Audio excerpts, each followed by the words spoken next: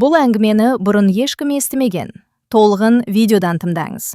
Каналға аз ғана адам жетпей тұр. Подписка басып кетсеңіздер, рахмет. Түн. Үй іші тым-тырыс.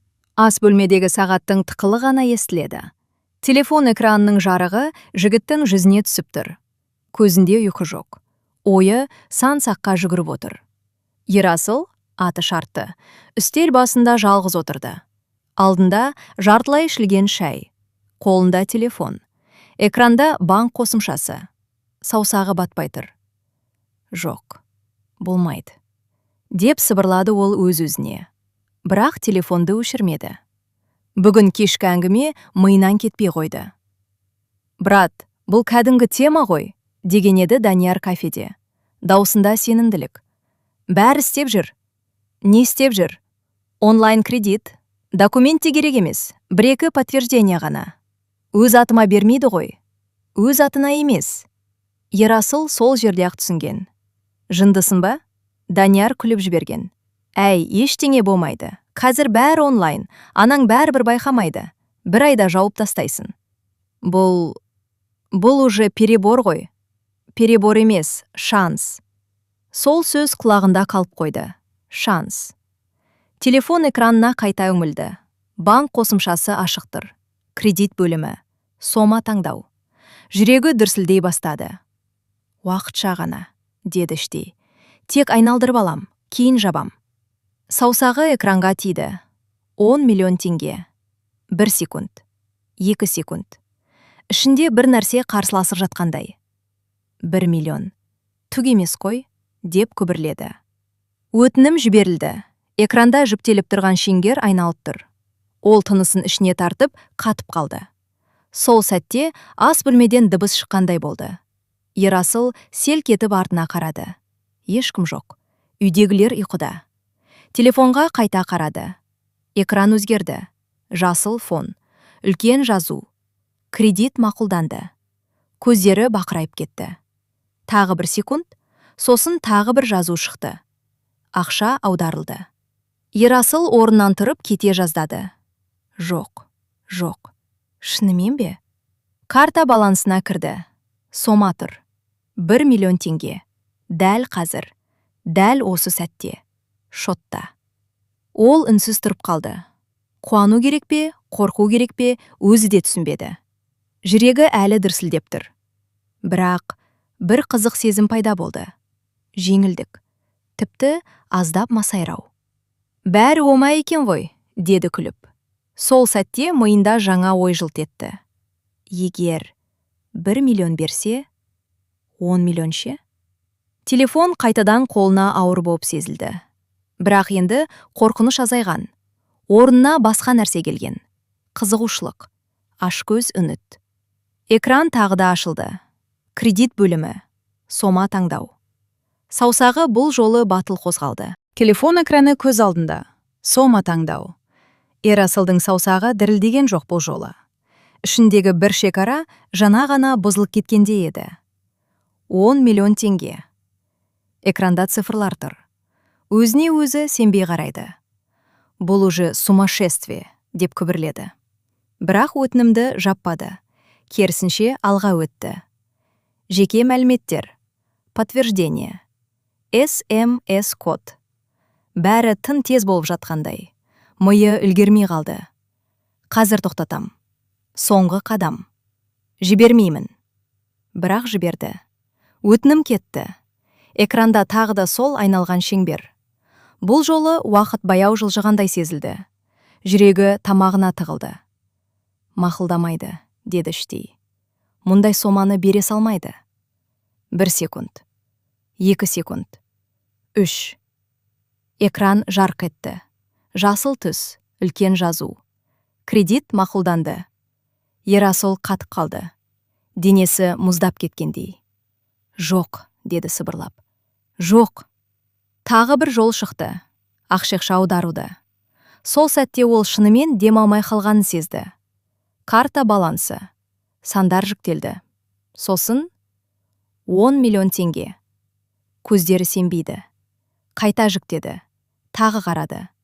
Сол сома. Шын. 10 миллион. Ас бөлмеде үнсіздік, ал оның ішінде дауыл. Бірнеше секундтан кейін ғана ол күле бастады. Алғашында жай ғана, сосын қаттырақ. Сосын тіпті тоқтай алмай қалды. Офигеть. Телефонды стелге қойып, екі қолымен басын ұстап отырды. Бұл түс емес, бұл кино емес. Ақша бар, дәл қазір, бір түнде, бірнеше батырмамен. Таң. Ерасыл көзін әрең ашты, бірақ бірден есіне түсті.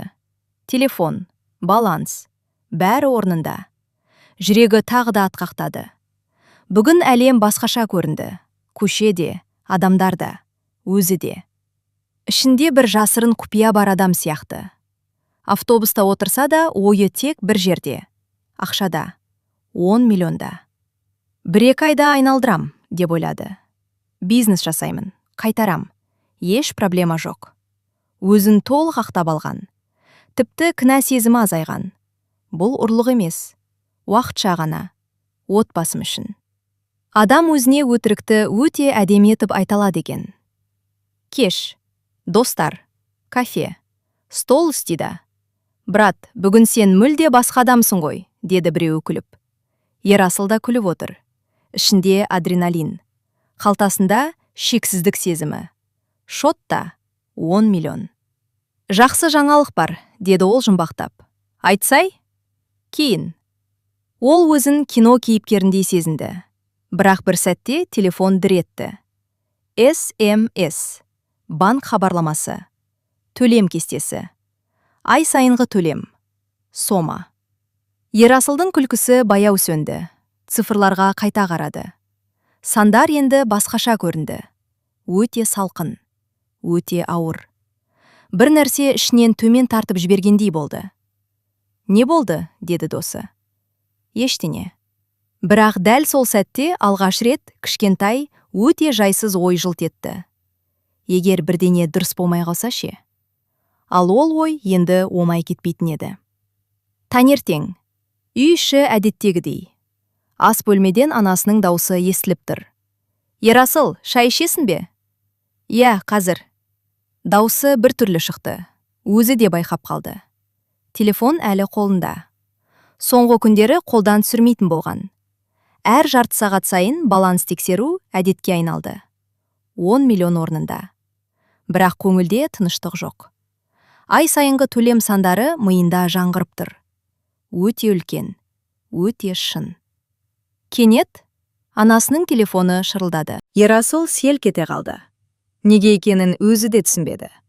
Жай қоңырау ғана ғой. Бірақ жүрегі бірден жиілеп кетті. Анасы трубканы көтерді. Алло? Үнсіздік. Иә, тыңдап тұрмын. Ерасыл қатып қалды. Анасының жүзі біртіндеп өзгеріп бара жатты. Әдеттегі жайбарақат кейіп жоқ. Қастары түйілді. Қандай кредит? Ерасылдың іші мұздап кетті. Қан басына шапқандай болды. Телефон қолынан сырғып кете жаздады. Ас бөлмеде тек анасының даусы.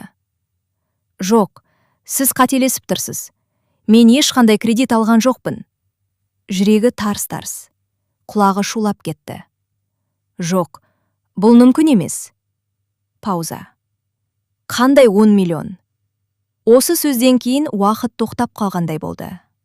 Ерасыл дем алмай қалды. Денесі ауырлап кеткендей. Анасы баяу ас бөлмеден шығып залға қарай жүрді. Телефон әлі құлағында. Даусы енді қобалжулы. Иә, түсіндім. Жақсы, кейін хабарласам. Қоңырау аяқталды. Үй іші тым-тырыс. Ерасыл орнынан тұра алмады. Анасы оған тік қарап тұр. Көзінде түсінбеу, мазасыздық. Ерасыл, тамақтан бір нәрсе кептеліп қалғандай болды. Иә?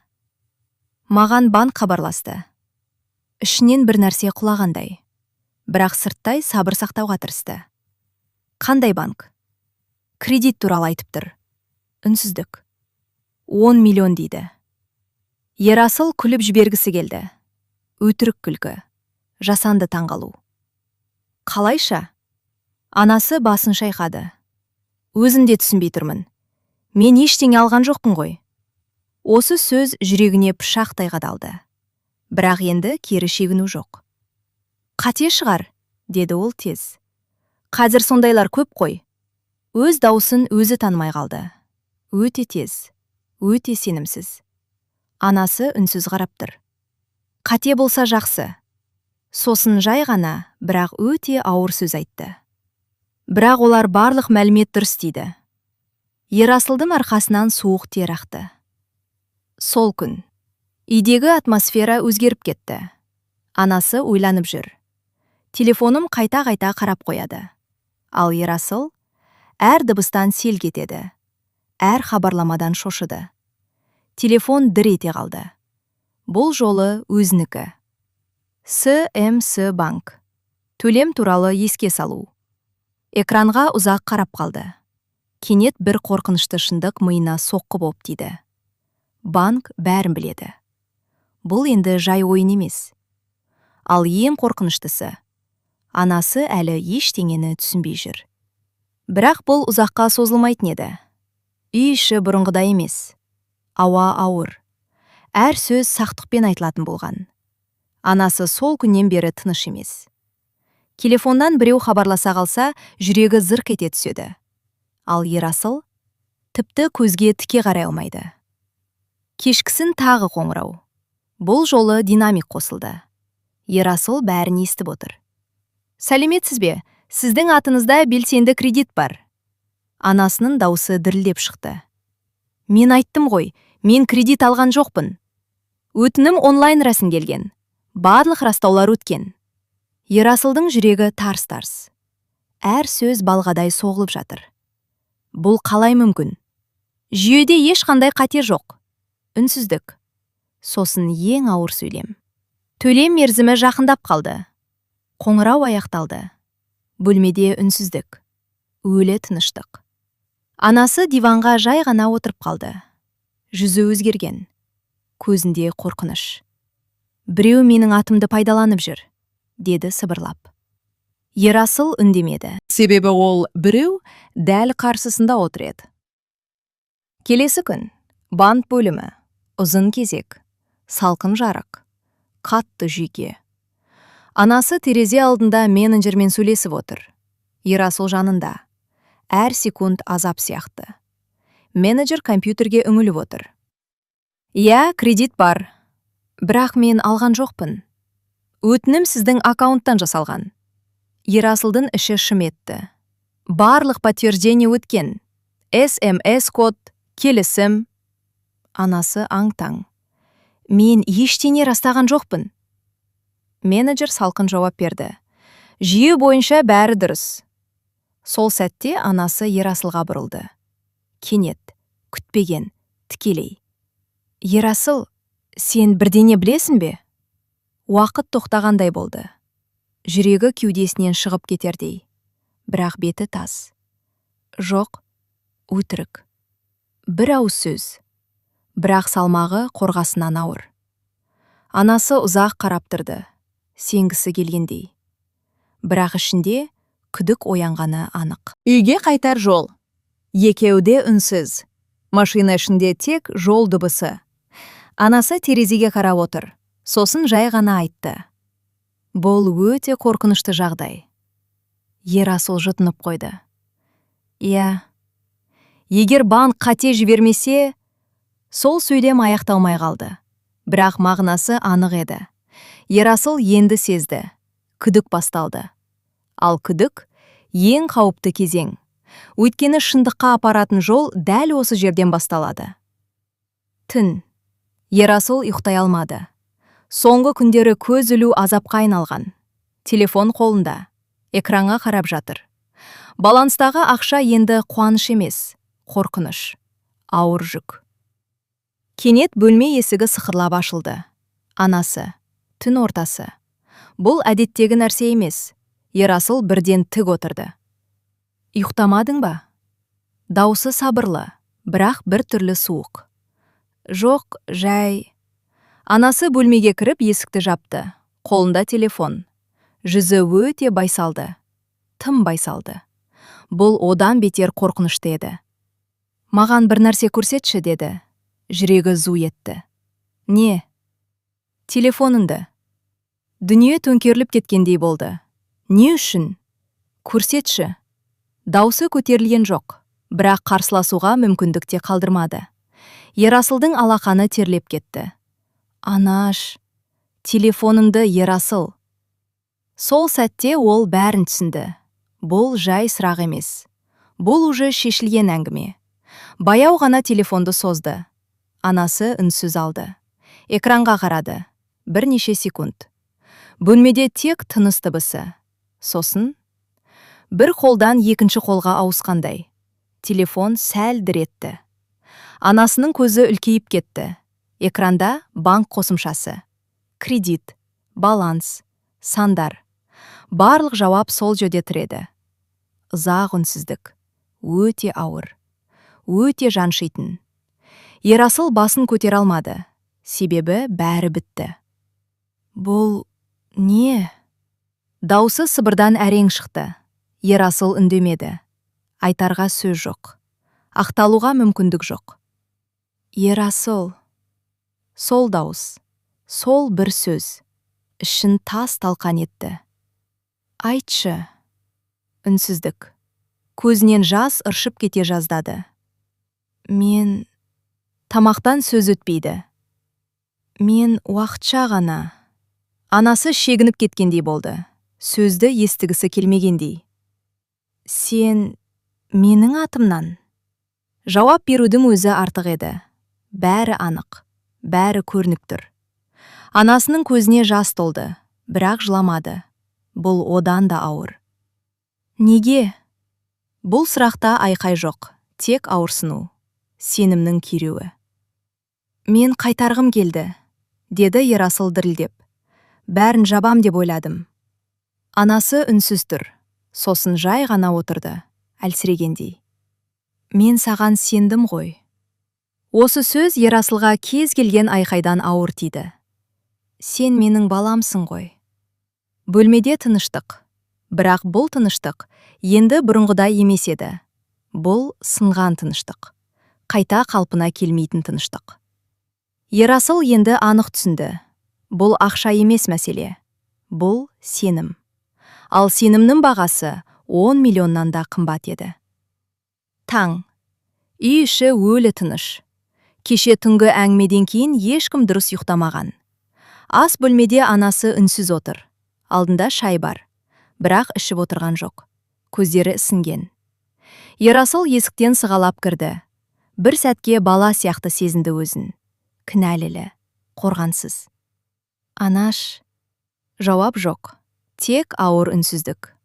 Бұл үнсіздік айқайдан да жаман еді. Түске таман әкесі келді. Анасы өзі хабарласқан. Ерасыл соны білгенде-ақ ішін бір суық қорқыныш басты. Есіктің ашылған дыбысы. Қадам. Залдағы ауыр ауа. Не болып жатыр? Әкесінің даусы қатқыл. Анасы бәрін бірден айтқан жоқ, бірақ көп те созбады. Бірнеше сөйлем. Бірнеше шындық. Сосын үйде жарылыс болды. Не істеді? Әкесінің айқайы қабырғаны жаңғыртты. Ерасыл басын төмен салған күйі отыр. Әке, мен... Үндеме! Сол дауыс, сол ашу, сол күйзеліс. Өз анаңның атына кредит аласың ба сен? Әр сөз оқтай қадалып жатыр. Басын істеме өзі сенің. Анасы араласпақ болды. Қойшы. Қалай қоямын? Әкесінің көзі қанталап кеткен. Бұл не сұмдық? Ерасыл ештеңе дей алмады. Себебі дұрыс жауап жоқ еді. Кешке қарай туыстар білді. Қалай тарағаны белгісіз. Бірақ мұндай жаңалық құпия болып қалмайды. Телефондар, хабарламалар, сұрақтар, айыптау. Ят емес пе? Қалай ғана дәтім барды? Анаң ғой ол. Әр сөз қысым, әр көзқарас үкім.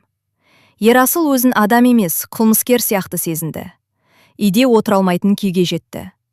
Бірақ қашатын жер жоқ. Мәселе артта қалмайды. Күн. Ас бөлмеде тек анасы екеуі. Ұзақ үнсіздік. Сосын анасы жай ғана айтты. Ақша емес, Ерасыл. Даусы әлсіз, шашыған. Сенім. Көзінен жас ақты. Бұл жолы тоқтатпады. Мен ешқашан бұлай жасайды деп ойламаппын. Ерасылдың жүрегі сынып жатқандай болды. Бірақ уақытты кері қайтара алмайсың. Сөзді өшіре алмайсың. Істелгенді жоя алмайсың. Бұл бөлімде ол ең ауыр шындықты түсінді. Ақша алуға болады, бірақ салдарынан қашу мүмкін емес. Үйдегі атмосфера күннен күнге ауырлай берді. Ерасыл үшін әр күн азапқа айналды. Телефон сөнбейді. Банк хабарламалары, еске салулар, қоңыраулар. Төлем мерзімі жақындап келеді. Ал 10 миллион. Қолда бар сияқты, бірақ шын мәнінде жоқ. Ақшаның көбі әлде қашан жұмсалып кеткен. Қарыз жабылды. Бір-екі керек зат алынды. Достарға кеткен шығын. Енді есептеп қараса, сома қорқынышты. Қалайша сонша кетті, деп күбірледі. Бірақ бұл сұрақтың да пайдасы жоқ еді. Банк қоңырауы. Бұл жолы үн қатуы қаталдау. Төлем жасалуы керек. Уақыт керек. Келісімшарт бойынша міндеттеме бар. Салқын дауыс. Еш эмоция жоқ. Тек талап. Ерасыл алғаш рет шынайы үрейді сезінді. Бұл енді отбасы ішіндегі жанжал емес. Бұл жүйе, заң, құжат. Сол күні ол жанталаса бастады. Жұмыс іздеу, таныстарға қоңырау, өтініш, үміт. Бірақ мұндай соманы тез табу мүмкін емес. 1-2 миллион ал қалғаны ше. Уақыт жоқ, кеш. Даниярмен кездесу. Сол идеяны алғаш айтқан дос. Брат, ситуация жаман, деді Ерасыл. Данияр қабағын тиді. Сонша ушығат деп кім білген? Не істеймін енді? Білмеймін. Бұл жауап Ерасылдың ашуын келтірді. Ештеңе болмайды деген сен едің ғой. Ей, шешім қабылдаған өзің. Үнсіздік. Ауыр. Шындық ащы. Батырманы басқан өзі. Түн. Ерасыл жалғыз. Бөлмеде. Ой үстінде. Бір ғана жол қалғандай көрінді. Қауіпті. Тәуекелді. Бірақ басқа амал жоқ сияқты. Телефонды алып ұзақ қарап отырды. Сосын бір нөмірді терді. Алло? Сәлем. Ақша керек еді. Даусы бөтен адамдыкіндей шықты. Сол сәтте ол жаңа қателіктің табалдырығында тұрғанын білді. Бірақ тығырықтағы адам логикамен емес, қорқынышпен шешім қабылдайды. Телефон құлағында. Қанша керек? Даусы бейтаныс, суық, іскер. Ерасыл жұтынып қойды. Көп. Нақты айт. 3-4 миллион. Қысқа пауза. Процент жоғары болады. Бұл сөздің астарында қауіп жатқанын түсінді. Бірақ таңдауы бар адам сияқты жағдайда емес еді. Жарайды. Осы бір ауыз сөз тағдырды тағы бір рет бұрып жіберді. Кездесу. Қала шеті. Кешкі суық. Көлік ішінде қысқа әңгіме. Құжат жоқ. Сұрақ аз. Ақша тез. Бірақ шарт ауыр. Өте ауыр. Ерасыл қолына ұстап отырған ақшаның құтқару емес, жаңа тұзақ екенін іштей сезді. Бірақ кері қайтпады. Өйткені артта 10 миллиондық жарылыс тұр. Бірінші төлем жабылды. Банк үнсіз қалды. Уақытша тыныштық орнағандай болды. Ерасыл алғаш рет терең дем алды. Әйтеуір, бірақ бұл тыныштық ұзаққа созылмады. Енді екінші жақ пайда болды. Қарыз бергендер, қоңыраулар, талаптар, мерзімдер. Дауыстар қатал. Тон өзгерген. Уақытында қайтар. Кешігу болмасын. Ерасыл тағы да қысымға түсті. Бұл жолы бұрынғысынан да жаман. Себебі бұл жерде банктағыдай ресми суықтық емес. Қорқыныш бар еді. Үй. Анасы бәрін сезеді. Айтпаса да түсінеді. Тағы проблема ма? Ерасыл үндемеді. Көзге қарамады. Бұл үнсіздік бәрін айтып тұр. Анасы баяу отырды. Шаршаған, сымған. Бұл қашан бітеді балам? Бұл сұрақта үміттен гөрі қажу көп еді. Ерасыл жауап бере алмады. Өйткені өзі де білмейтін. Түн. Қала. Салқын ауа. Ерасыл жалғыз келе жатыр. Миында бір ғана ой айналып тұр. Бір қателікті жабам деп, екіншісін жасадым. Енді қайсынан құтылам? Телефон тағы да дір етті. Бейтаныс нөмір. Ол экранға ұзақ қарады. Көтеруге қорқады. Көтермесе тағы жаман. Осы сәтте ол өмірінің ең ауыр шындығын толық сезінді. Қарыз тек ақша емес. Ол адамның тыныштығын, ұйқысын, намысын жейді. Қысым екі жақтан бірдей күшейді. Банк, қарыз бергендер, мерзімдер, қоңыраулар. Ерасылдың өмірі бір ғана нәрсеге тірелді: ақша табу. Бірақ қанша жанталасса да, сома азаймайтын сияқты. Қайта өсіп жатқандай. Процент, айыппұл, жаңа талаптар. Бұл тығырықтан оңай шығу жоқ еді. Бір кеш. Үй іші тым-тырыс. Анасы ас бөлмеде отыр. Алдында құжаттар, есептер. Көзінде шашау. Ерасыл үнсіз кірді. Ұзақ уақыт сөйлемей тұрды. Сосын жай ғана отырды. Анаш, дауысы сынып шықты. Анасы көзін көтерді. Бұл бұрынғы мейірімді көзқарас емес. Бірақ өшпенділік те жоқ. Тек терең, ауыр мұң. Мен шашадым, деді Ерасыл. Осы сөзді айту үшін қанша уақыт керек болды? Қашудан, өтіріктен, қорқудан. Көзінен жас кетті. Бұл жолы тыюға тырыспады. Мен бәрін мойындаймын. Үй іші үнсіз қалды. Бұл сөз шешім еді. Қиын, қорқынышты. Бірақ жалғыз дұрыс жол. Келесі айлар ауыр өтті. Сату, жұмыс, үнемдеу, банкпен келісім, ұзақ күрес. Өмір күрт өзгерді. Ерасыл бұрынғы адам емес. Күлкі аз, уайым көп. Бірақ бір нәрсе өзгерді. Ол енді қашпайтын болды. Бір күні кешке анасы екеуі тағы ас бөлмеде отырды. Үй іші тыныш. Ұзақ үнсіздіктен кейін анасы жай ғана айтты: ақша табылады, балам. Ерасыл үндемей тыңдап отыр. Бірақ сен бір нәрсені түсінуің керек. Пауза. Өте маңызды пауза. Сенім бір-ақ рет сынады. Бұл сөздер айқайсыз айтылды, бірақ салмағы өте ауыр еді. Мен сені жақсы көремін. Бірақ бұрынғыдай сену... Анасы сөйлемді аяқтамады. Қажеті де жоқ еді. Ерасыл бәрін түсінді. Ең үлкен шығын ақша емес екенін. Сол түні ол ұзақ ұйықтай алмады. Бірақ бұл жолы қорқыныштан емес, ойдан, өмір сабағынан. Бір ғана шындық миында жаңғырып тұрды. Оңай ақша болмайды. Ал ең қымбат валюта — сенім. Және ол сенімді қайта жинау. Ең ұзақ қарыз екенін енді білді.